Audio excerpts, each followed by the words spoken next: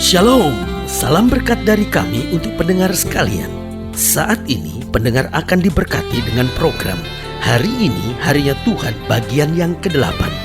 Sebuah program rohani tentang doktrin Alkitab yang menolong kita untuk semakin tertanam dalam kebenaran firman dan bertumbuh dalam kemuliaan. Bersama hambanya, Pendeta Gilbert Lumwendong, STH.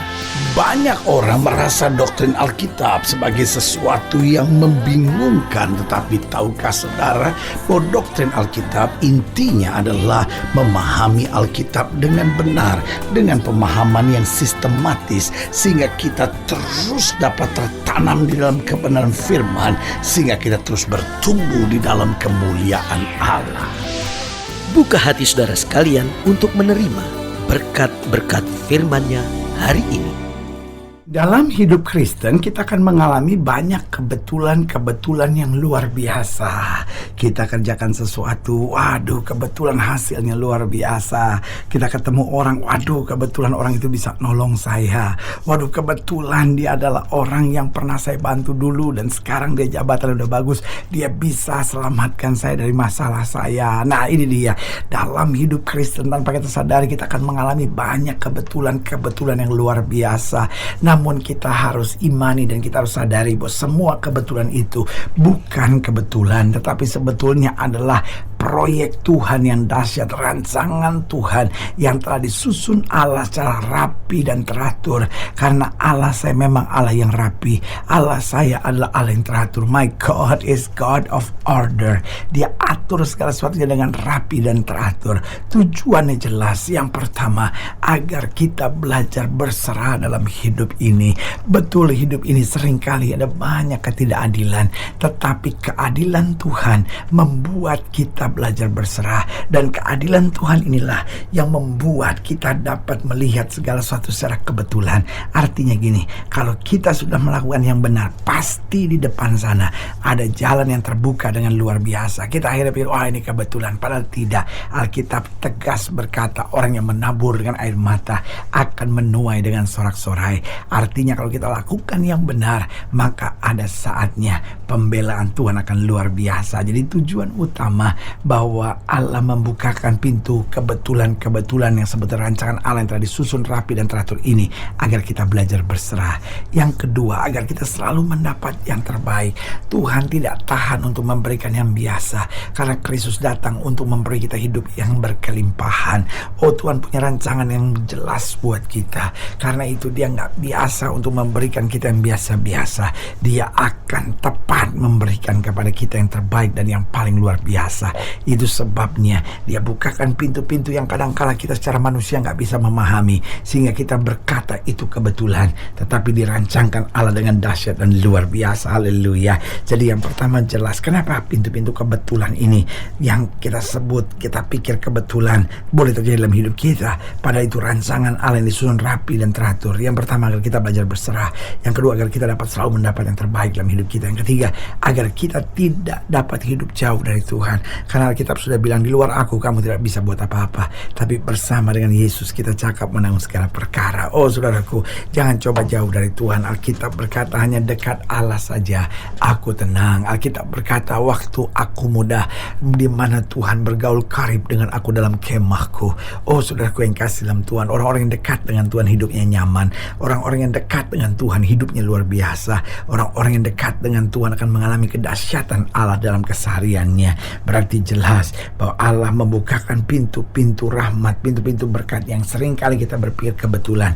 Itu agar kita belajar berserah, agar kita selalu mendapat yang terbaik, agar kita tidak hidup jauh dari Tuhan, dan akhirnya sehingga kita tidak hidup di jalan kita sendiri. Karena Alkitab sudah bilang, terkutuklah orang yang mengandalkan kekuatannya sendiri, tapi diberkatilah dia yang datang dalam nama Tuhan. Artinya apa? Artinya kalau kita hidup di jalan kita sendiri, kita akan banyak kecewa. Tapi kalau kita hidup di jalan Tuhan, kita akan menerima berkat yang berkelimpahan. Haleluya. Haleluya. Selamat datang dalam program kita hari ini, Harinya Tuhan. Sebuah program rohani yang kembali mengingatkan kepada kita betapa pentingnya kita menjadikan firman Tuhan sebagai dasar keseharian hidup kita. Karena selama kita jadikan firman Tuhan sebagai dasar keseharian hidup kita, langkah-langkah ke depan kita penuh dengan kepastian, kemenangan, berkat, mujizat, dan perkara-perkara besar. Haleluya. Dan dalam program ini kita sedang membahas tentang kebetulan.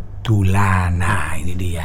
Hidup Kristen ini seringkali kita sebut kebetulan suami saya dari keluarga yang kaya, kebetulan istri saya itu dari keluarga pengusaha, kebetulan anak mantu kami itu tentara. Nah, kita kadang-kadang pikir kebetulan, padahal sebetulnya semua sudah diagendakan Tuhan secara rapi dan teratur. Bersyukurlah, berserahlah, dan berimanlah. Haleluya. Nah, saudara yang kasih dalam Tuhan, dalam program ini, dalam pembahasan tentang kebetulan, kita mau sama-sama belajar dari Kejadian pasal 29, Kejadian 29 ayat pertama sampai ayat yang ke-14. Kejadian 29 ayat 1 sampai 14. Demikian firman Tuhan. Kemudian berangkatlah Yakub dari situ dan pergi ke negeri Bani Timur. Ketika ia memandang sekelilingnya, dilihatnya ada sebuah sumur di padang dan ada 3 kumpulan kambing domba berbareng di dekatnya. Kebetulan ada sumur di padang itu, sehingga itu menarik perhatiannya, ya kan? Sebab dari sumur itulah orang memberi minum kumpulan-kumpulan kambing domba itu. Adapun batu penutup sumur itu besar. Dan apabila segala kumpulan kambing domba itu digiring berkumpul ke sana, maka gembala-gembala menggulingkan batu itu dari mulut sumur. Lalu kambing domba itu diberi minum, kemudian dikembalikanlah batu itu lagi ke mulut sumur itu. Bertanyalah Yakub kepada mereka, saudara-saudara, dari manakah kamu ini? Jawab mereka, kami ini dari Haran. Kebetulan dia sedang menuju ke Haran, tempat di mana gembala-gembala itu ada. Lagi katanya kepada mereka, kenalkah kamu Laban cucu Nahor? Jawab mereka, kami kenal. Kebetulan ini gembala-gembala adalah kenal dengan Laban cucu Nahor yang sedang dicari oleh Yakub.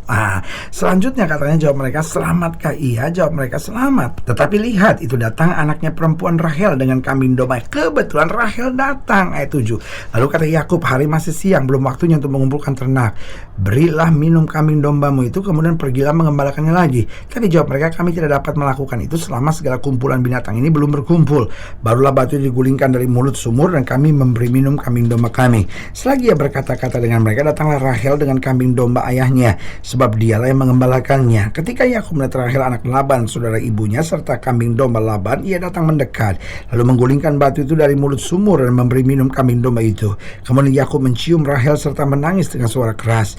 Lalu Yakub menceritakan kepada Rahel bahwa ia sanak saudara ayah Rahel dan anak Ribkah. Maka berlarilah Rahel menceritakannya kepada ayahnya. Segera sesudah Laban mendengar kabar tentang Yakub anak saudaranya itu, berlarilah ia menyongsong dia, lalu mendekap dan mencium dia, kemudian membawanya ke rumahnya. Maka Yakub menceritakan segala hal ihwalnya kepada Laban. Kata Laban kepadanya, sesungguhnya engkau saudara sedaging dengan aku. Maka tinggallah Yakub padanya genap sebulan lamanya. Nah, saudara yang kasih dalam Tuhan, saudara bisa lihat dari cerita tadi, begitu banyak kebetulan yang ada, sehingga Yakub dituntun ke rumah Laban tanpa peta yang jelas, tanpa aturan yang jelas. Zaman itu belum ada GPRS, GPS atau segala macam, belum ada email, belum ada Facebook, belum ada apa-apa, ya kan? Tapi yang saya mau tegaskan buat setiap saudara, ada Tuhan yang memberi tuntunan lewat dalam tanda petik kebetulan yang ada, padahal semuanya sudah rapih dan teratur, disusun oleh Allah luar biasa. Nah, saudaraku yang kasih dalam Tuhan, pertanyaannya, bagaimana sih kita bisa menerima kebetulan itu? Yang pertama, kalau memang kita menjauhkan diri dari dosa, karena dosa membuat kita tidak peka, dosa memang menjebak kita untuk menuju pada kehancuran. Tapi sebaliknya, kalau kita tinggalkan dosa, kita hidup dalam kebenaran ini akan membuka pintu-pintu rahmat Tuhan dalam kehidupan kita. Jadi kebetulan ini gak akan berlaku buat setiap orang. Ada banyak orang yang akhirnya kecewa dan berkata, kok saya nunggu, kok saya gak ngalamin tuh kebetulan. Sebagian memisah-misahkan dan berkata, oh itu lakinya bagus dia, oh itu memang auranya dia bagus. Sebagian berkata, ya memang sionya lagi cocok tahun ini. Loh, ini gak ada hubungannya sama aura, ini gak ada hubungannya sama sio. Ini hubungannya cuma dengan kita berani gak jauhkan diri dari dosa. Karena dosa itu yang menjebak kita dan akhirnya menghancurkan kehidupan kehidupan kita. Jadi orang yang akan mengalami kebetulan-kebetulan dari Tuhan, yang pertama, orang yang mau menjauhkan diri dari dosa. Yang kedua, orang yang mau selalu hidup dalam ketaatan. Memang kerinduannya Tuhan, saya mau taat saya sama Tuhan. Saya bisa salah, saya bisa gagal, saya bisa saja mengambil keputusan-keputusan yang keliru, tapi saya tetap harus taat kepada Tuhan. Yakub buat banyak kesalahan, tetapi dalam hal ini dia mau belajar taat. Dan saudaraku yang kasih dalam Tuhan, ketaatan akan menuntun kita pada hal-hal yang dahsyat dan luar biasa. Karena itu selalu saya bilang, taat memang berat, tapi taat itu kunci berkat. Maukah kita taat? Taat untuk mengampuni, taat untuk hidup dalam kesucian, taat untuk melakukan apa yang Tuhan perintahkan. Waktu kita mulai dengan hal sederhana dan hidup dalam ketaatan, Alkitab bilang apa? Kalau kita setia dalam perkara kecil, Tuhan memberkati kita dalam tanggung jawab yang lebih besar lagi. Haleluya. Dan yang ketiga saya pelajari, kalau kita mau mengalami kebetulan-kebetulan di dalam Yesus ini, kita harus hidup memang takut akan Tuhan. Kita nggak bisa hidup seenaknya dan semaunya. Kita harus punya hati yang takut akan Tuhan. Karena di dalam takut akan Tuhan ada pembelaan Tuhan yang sempurna. Haleluya. Saudaraku yang kekasih dalam Tuhan, ini bukan saatnya lagi kita hidup mengandalkan kekuatan kita sendiri. Karena orang-orang yang mengandalkan kekuatannya sendiri akan hancur. Tapi orang-orang yang hidup takut akan Tuhan akan diangkat dan dibela Tuhan dalam segala keadaan. Haleluya. Dan yang keempat, yang terakhir, agar kita mengalami kebetulan-kebetulan di dalam Yesus, maka kita harus berani mendahulukan Tuhan lebih dari semuanya.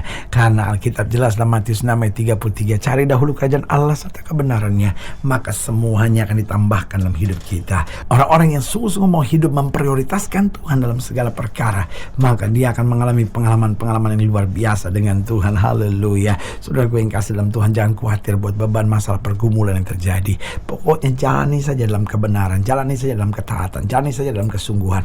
Nanti engkau akan melihat sendiri pintu rahmat Tuhan, dengan bahasa manusianya kita sebut kebetulan-kebetulan, akan terjadi. Padahal Allah rancangkan kita untuk mengalami segala yang terbaik dalam hidup kita. Haleluya. Saudaraku yang kekasih dalam Tuhan, jika saudara yang dilayani lebih jauh, hubungi kami melalui telepon, hubungi kami melalui surat, kunjungi website kami, karena kami ada untuk membawa Bapak Ibu saudara senantiasa lebih dekat pada Tuhan dan mengalami kasih kuasa mujizat yang luar biasa. Haleluya. Secara khusus melalui program ini juga saya mau berdoa buat siapa yang sakit, siapa yang berbeban berat, karena saya percaya bahwa bagi Allah tidak ada perkara yang mustahil. Nah, saudara yang ingin didoakan secara khusus, boleh taruh tangan kanan saudara di dada dan kita akan berdoa. Mari kita berdoa. Bapa, dalam nama Yesus, hamba doa buat yang sakit, hamba doa buat yang berbeban berat, hamba doa untuk setiap mereka yang sedang menghadapi masa-masa yang sukar, karena hamba percaya bahwa bagi Allah tidak ada perkara yang mustahil. Bapa, hamba berdoa di dalam nama Yesus, Tuhan jamah yang sakit, Tuhan sembuhkan, yang lemah Tuhan kuatkan, yang susah Tuhan hiburkan, yang jatuh Tuhan angkat, sehingga hari-hari yang penuh kemenangan boleh berlaku. Secara khusus hamba doa buat mereka yang taruh tangan kanannya di dada, di dalam nama Yesus, Tuhan jamah, yakinkan kami bahwa tidak ada yang kebetulan dalam hidup kami. Semua Allah rancangkan dengan teratur dan rapi untuk menyatakan kemuliaan-Mu yang dahsyat dalam keseharian kami. Di dalam nama Yesus kami berdoa. Haleluya. Amin. Saudaraku yang kasih dalam Tuhan, kita sudah berdoa. Ingat, Allah tidak pernah lalai menepati janjinya. Inilah saatnya buat kita untuk bangkit bersemangat, bersuka cita dalam menghadapi segala perkara. Karena kita tahu Yesus hidup, Yesus berkuasa, dan selalu menyediakan yang terbaik buat anak-anaknya. Doa saya menyertai saudara. Sampai berjumpa pada program berikut, dan jangan lupa jadikan hari ini harinya Tuhan. Haleluya.